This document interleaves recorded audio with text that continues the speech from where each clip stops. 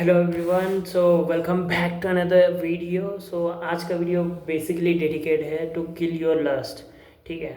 तो recently I watch a video of सीगन जहाँ पे वो एक्सप्लेन कर रहे थे कि अपने लस्ट को कैसे मारे, और उन्होंने एक बहुत ही ब्यूटीफुल स्टोरी के साथ उसे एक्सप्लेन किया। Let me first explain the story. उसने उन्होंने क्या बताया, तो उन्होंने ये स्टोरी बताया, there was a women who is world's most beautiful women in the world. तो वो जो है उस विमेन के लिए एक सेपरेट पैलेस है, और उस पैलेस के बाहर बहुत सारे राजा महाराजा प्रिंस और जितने भी टॉप अमीर लोग हैं ना, उस लड़की के लिए उसके महल के बाहर खड़े रहते हैं लाइन पे, ताकि एक झलक देख सके। तो इमेजिन वो कितनी ब्यूटीफुल होगी। ठीक है। और जैसे कि राजा के महल के बाहर लोग खड़े रहते हैं ना, वैसे ही उस लड़की के बाहर सारे राजा और जितने भी अमीर लोग हैं सब खड़े थे।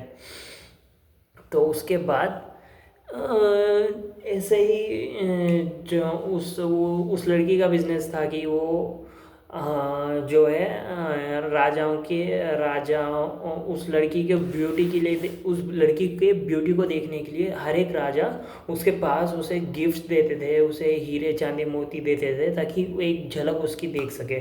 तो ऐसे ही एक दिन क्या होता है कि दो प्रिंस आपस में लड़ने लग जाते हैं उस ब्यूटीफुल वीमेन की एक झलक देखने के लिए। ओके। तो फिर उसके बाद होता क्या है ना कि उनमें से लड़ते लड़ते एक की डेथ हो जाती है। तो वो सीन इतना सीवियर हो जाता है कि सारे राजा मिलके एक कमेटी बैठाते हैं, और वहाँ पे ये डिसाइड होता है कि उस लड़की को सार्वजनिक कर देंगे, मतलब हर हर कोई उसके साथ उसका प्लेजर उठा सकता है, उसके साथ बेसिकली सोच सकता है। एंड उसके लिए उस लड़की को इन रिटर्न जो भी चीज़ें चाहिए वो सब मिलेगा। तो उससे बाकी सब राजा है जो है वो काफ़ी ज़्यादा खुश हो गए, और उन्होंने उस लड़की को पैसे मनी वगैरह ऑफर करके उसके साथ सेक्स करने लग गए। तो जब ये सब सीन हो रहा था, तब ऐसे ही कुछ सालों तक ये सीन चला, और बाकी सारे लोग उस लड़की को as a prostitute, as a वेश्या की तरह देखने लगे। और उस लड़की के पास सब कुछ था, मतलब आप उस लड़की के पास पैसे थे और हीरे चांदी मोती सब कुछ था, but one thing she was missing is her self respect. जो एक विमेन के लिए सबसे इम्पॉर्टेंट चीज़ होती है, उसकी रेस्पेक्ट, वो उसके पास थी नहीं। तो ये सीन पूरे पूरे दुनिया में फैल गई, पूरे राज्य में ये चीज़ फैल गई। फिर देर वॉज अ मॉम, एक बार क्या होता है ना, वो जो फीमेल है अपनी फ्रेंड के घर पे गई होती है घूमने के लिए। देन उसके घर के बाहर काफ़ी सारे मॉन्क्स जा रहे होते हैं। ठीक है। तो वो लड़की नोटिस करती है, जो लड़की वो एक्चुअली उस घर के बालकनी में आती है। जब वो बालकनी में आती है, आसपास के सारे लोग उस लड़की को देख के बोलते हैं, वो देखो दुनिया की सबसे ब्यूटीफुल लड़की उधर उस बालकनी में खड़ी है। और हर कोई उसको मुड़ मुड़ के देख रहा होता है, बट उसमें उन मॉन्क्स में थे एक चार्मिंग मॉन्क था जिसने उसको नोटिस तक नहीं किया। जब पूरे लोग उसकी तरफ देख रहे थे, वो उस मॉन्क ने उसको नोटिस तक नहीं किया। इस लेवल का डेडिकेशन और इस लेवल का माइंडसेट उस बंदे के अंदर था। ठीक है। तो वो जो ब्यूटीफुल वुमेन है भाग के जाती है, और उस मॉन्क के साथ बात करती है, और जब उनका आई कांटेक्ट होता है तो उन दोनों में एक पर्सनल कनेक्शन होता है ना, वो अंदर ही अंदर वो जो ब्यूटीफुल वुमेन है उस मॉन्क की तरफ अट्रैक्ट होने लग जाती है। ठीक है। जब वो ब्यूटीफुल वुमेन उस मॉन्क के साथ बात करती है, तो वो उनसे कहती है कि आप प्लीज़ हमारे घर चलिए और आप खाना खाइए, क्योंकि ब्यूटीफुल वुमेन को हर रोज़ इनविटेशन आता है। और ब्यूटीफुल वुमेन उस मॉन्क को ये भी कहती है कि उस ब्यूटीफुल वुमेन को हर रोज़ बहुत बड़े बड़े राजाओं से इनविटेशन आता है, ताकि वो उनके साथ थोड़ा टाइम स्पेंड कर सके, उनके साथ खाना खा सके। बट मैं आपको फर्स्ट टाइम इस चीज़ के लिए इनवाइट कर रही हूँ, तो आप प्लीज़ मेरे साथ चलिए। एंड माउंट थोड़ी देर सोचता है और फिर राजी हो जाता है। वो और उसके जो भी साथी थे, वो उस ब्यूटीफुल वुमेन के साथ उनके महल जाते हैं खाना खाने। ठीक है। तो वहाँ पे खाना खाने के बाद वो जो ब्यूटीफुल विमेन है वो मॉन्क को एक ऑफ़र देती है कि मॉन्क प्लीज़ आप जो है आप इधर उधर घूमते रहते हैं, तो अभी आने वाले 4 महीने तक बारिश का सीज़न है, तो आप प्लीज़ हमारे महल में रुक जाइए। और आपको जो भी चीज़ें रिक्वायर्ड है यहाँ रहने की, वो सारी चीज़ें, सारी फैसिलिटीज़ वो ब्यूटीफुल वुमेन जो है उसे प्रोवाइड कर देगी। तो मॉन्क ये सब सुनने के बाद पॉज लेते हैं और कहते हैं कि मैं आपको इसका डिसीजन अभी नहीं बता सकता, मेरे को पहले जाके बुद्धा से बात करनी पड़ेगी। तो मॉन्क फिर वहाँ से निकल जाते हैं बुद्धा से बात करने के लिए। तभी जितने भी सीनियर मॉन्क्स थे, जितने भी बड़े बड़े मॉन्क्स थे, उन सबको ये जो खबर है ना वो हर जगह फैल जाती है, ठीक है। और ये जब ये बात सीनियर मॉन्क्स को पता चलती है, वो गौतम बुद्ध के पास जाते हैं और उनको जाके ये सारी चीज़ें बताती है कि ये जो प्रॉस्टिट्यूट है वो हमारे मॉन्क को वश में कर लेगी अगर ये मॉन्क उसके साथ रहने गया। तो अगर उसने आपको परमिशन मांगने आया तो आप सीधा मना कर देना, ठीक है। और बहुत सारी बुरी बुरी चीज़ें उस मॉन्क के बारे में और उस फीमेल लेडी के बारे में कहा उन्होंने गौतम बुद्ध को। और उसके कुछ देर बाद वो यंग मॉन्क जो है, चार्मिंग मॉन्क जो है, वो गौतम बुद्ध के पास आता है और गौतम बुद्ध से सारी बात करता है कि ऐसी ऐसी बातें हैं जो प्रीवियस स्टोरी में मैंने आपको एक्सप्लेन किया था कि वो कैसे उस फीमेल को मिला एंड कैसे उस फीमेल ने मॉन्क को इनवाइट किया, ठीक है। तो गौतम बुद्ध उसके फेस में अलग ही, गौतम बुद्ध उस यंग मॉन्क के चेहरे में अलग ही चार्म देखते हैं, अलग ही पर्सपेक्शन देखते हैं और वो उस मॉन्क को अलाउड कर देते हैं कि तुम जाके उस फीमेल के साथ रह सकते हो 4 महीने के लिए। और ये सुन के सारे जितने भी सीनियर मॉन्क्स थे वो हक्का बक्का रह गए कि भाई ये कैसे हो सकता है कि गौतम बुद्ध ने ऐसे कैसे अलाउ कर दिया। बट किसकी हिम्मत नहीं होती कि जाके गौतम बुद्ध को क्वेश्चन करे। फिर भी उनमें से कुछ सीनियर मॉन्क्स ने उनसे क्वेश्चन किया कि आपने उसको अलाउ क्यों कर दिया, इससे तो हमारी मॉन्क समाज की सबकी इज्जत डाउन हो जाएगी। तो गौतम बुद्ध कहते हैं कि मेरे को उस बंदे के आँखों में और चेहरे में अलग ही चांद दिखा। अगर वो बंदा कुछ उस गलत करता है तो उसकी हिम्मत ही नहीं होगी, वो वापस लौट के आएगा 4 महीने के बाद। अगर वो बंदा वापस लौट के आता है तो हमारी सेल्फ रिस्पेक्ट ऐसे भी बढ़ जाएगी। बट अगर वो बंदा नहीं आता है तो वो डिज़र्व नहीं करता है हमारे साथ मेडिटेट करना। और अगर वो बंदा नहीं आता है तो हमें ये चीज़ समझनी पड़ेगी हमारे में कुछ तो कमी है और हमें उसे और ज़्यादा इम्प्रूव करना है। तो ये कहने के बाद वो ये सारी चीज़ें सीनियर मॉन्क्स को बता देता है, ठीक है। और वो जो मॉन्क है ना वो उस फीमेल के साथ रहने चला जाता है उसके महल में। और ऐसे ही बीतते बीतते 3 महीने तक उसकी कोई खबर नहीं होती है, कुछ नहीं पता होता। और चौथे महीने तो वो यंग मॉन्क तो आया, उसके साथ साथ एक और मॉन्क आया जो कि फीमेल लग रही थी और जिसने कि अपने सब बाल सब शेव कर दिए थे। एंड वो मॉन्क आके वो दोनों मॉन्क आके गौतम बुद्ध के पैर छूते हैं और वो जो फीमेल मॉन्क है वो रोने लग जाती है। हाँ, आप सही सोच रहे हो, वो फीमेल मॉन्क जो है वही फीमेल है जिसने जिसने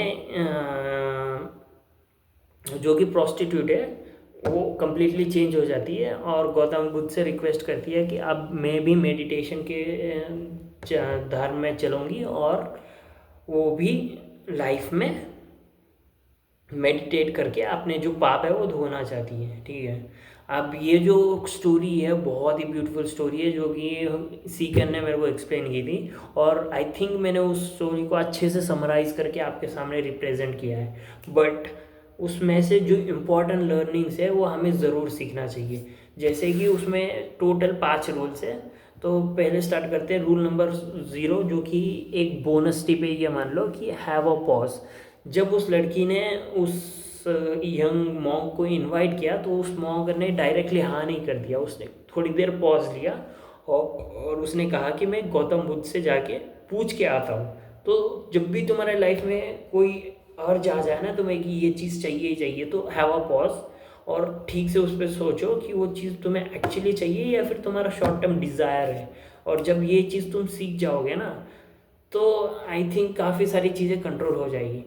फिर अब स्टार्ट करते हैं रूल नंबर 1 से। रूल नंबर 1 है सेल्फ अवेयर। तो जब भी अब उस स्टोरी में एक ट्विस्ट आता है, अब उस स्टोरी में 4 महीने तक क्या हुआ वो सीकन भैया जो है हमारे वो हमें एक्सप्लेन करते हैं कि 4 महीने में वो एक्चुअली हुआ क्या। तो पहले कुछ हफ्तों में तो वो जब भी वो फीमेल आती उसके पास, उसको अलग अलग काइंड ऑफ सेंसेशंस होने लगते, उसके बॉडी हाथों में पसीना आना लगता, उसके सर से पसीना आने लगता उस यंग मॉन्क के। जब भी वो फीमेल उसके क्लोज आने की ट्राई करती, जब भी उसके पास आती चाय लेके, खाना लेके, कुछ भी, तो अलग की काइंड ऑफ बटरफ्लाई सेंसेशन उसके बॉडी में होने लगती। और जब वो मॉन्क सेल्फ अवेयर बना, उसने उस चीज़ को फॉर ग्रांटेड नहीं लिया, वो सेल्फ अवेयर हो गया कि जो भी मेरे अंदर इमोशंस आ रहे हैं उस लड़की के क्लोज आने के बाद, उसको वो नोटिस करना स्टार्ट हो गया। और रिमेंबर वन थिंग, जब भी आपके लाइफ में ऐसी सिचुएशन हो ना, जब भी आप गुस्सा हो, तो आप क्लियरली कहो कि मेरे को अभी गुस्सा आ रहा है। और ये करने से काफ़ी बार ये होता है कि तुम्हारे जो भी, एक सेकेंड,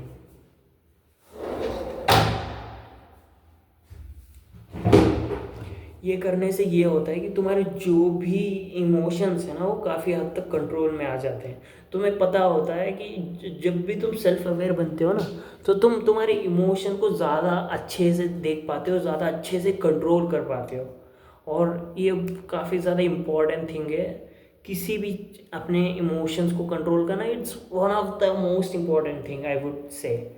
और उसके बाद स्टोरी में एक और रूल नंबर सेकेंड है हमारा कि do not suppress your desires. देख, जब भी वो फीमेल उस मॉन्क के क्लोज आने की ट्राई करती है, उस डेफिनेटली उस मॉन्क के अंदर बहुत सारे डिज़ायर्स आते हैं, बहुत उसके हाथों से पसीना आने लगता है, और वो भी उस फीमेल से अट्रैक्ट होने लगता है। बट वो अपने इमोशंस को सप्रेस करने की ट्राई नहीं करता। तो क्या करता है, चलो वो जानते हैं रूल नंबर थर्ड में, instead of thinking redirected.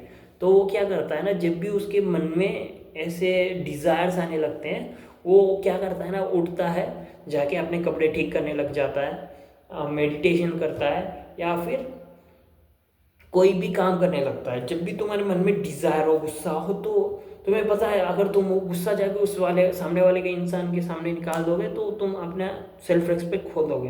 But जब भी तुम्हें ऐसी वाली इमोशंस आए ना, तो इंस्टेड ऑफ तुम्हारी इमोशन को उनको कंट्रोल करके उस डायरेक्शन में लेना, जिससे कि तुम्हें ज़्यादा फ़ायदा मिल सके। ओके। और उसके बाद है rule number 4, change the meaning. ठीक है, जब भी तुम्हें किसी भी चीज़ का डिज़ायर आए ना, तो बस उसका मीनिंग चेंज कर दो। लाइक तुमने, जब भी तुम्हें गुस्सा आया ना, तब क्या करना है कि तुम्हें, मान लो तुम्हें किसने कुछ आके कह दिया और तुम्हें उस पर बहुत गुस्सा आ रहा है, तुम्हें क्या करना है, चुपचाप आके अपना काम करने लगना है। जैसे मेरे लिए ये चीज़ होगा, होमवर्क करना, या फिर पढ़ाई करना, या फिर कंटेंट बनाना। ठीक है, जब भी मुझे गुस्सा आएगा, मैं कंटेंट बनाने लग जाऊँगा। ये मेरा ट्रिगरिंग पॉइंट है, ये मेरा पार्ट है कि जहाँ पे मेरे को जब भी गुस्सा आए, मैं आके होमवर्क करने लगाऊंगा, वर्कआउट करने लग जाऊंगा। तो इससे मैंने पूरी जो मेरी इमोशंस है उसका मीनिंग ही चेंज कर दिया। ठीक है। उसके बाद रूल नंबर 5 है, don't kill the energy, give purpose to it. तो जब भी तुम्हारे अंदर कोई भी नेगेटिव एनर्जी हो, कोई भी पॉजिटिव एनर्जी हो, या फिर तुम्हें गुस्सा आ रहा हो, सैडनेस आ रहा हो, तुम्हें क्या करना है कि तुम्हें उस एनर्जी को ऐसे ही लूज़ नहीं करना है, उसको एक पर्पस देके उसे किसी बड़े चीज़ के लिए इम्पैक्ट करना है। दिस इज़ द 5 रूल्स जो कि मैंने सीखा है सीकेन के वीडियोस से, और जो कि काफ़ी ज़्यादा हेल्पफुल है, जिससे कि काफ़ी सारी चीज़ें तुम्हें अंडरस्टैंड होती है हम अपने इमोशंस को अंडरस्टैंड करने के लिए, और which is most important thing तुम्हें अगर लाइफ में ग्रो करना है। तो आज के लिए इतना ही। अगर तुम्हें पूरी वो वीडियो देखनी है, तो मैं उसका ट्राई करूँगा कि मैं उस वीडियो का उस वीडियो का लिंक डिस्क्रिप्शन में दे दूँ। बट तुम जाके सर्च करोगे how to kill lust by Seeken video, तो मैं ईजिली यूट्यूब पे अवेलेबल हो जाएगा। तो thank you so much for watching this video, love you guys, love you so much, thank you, good bye.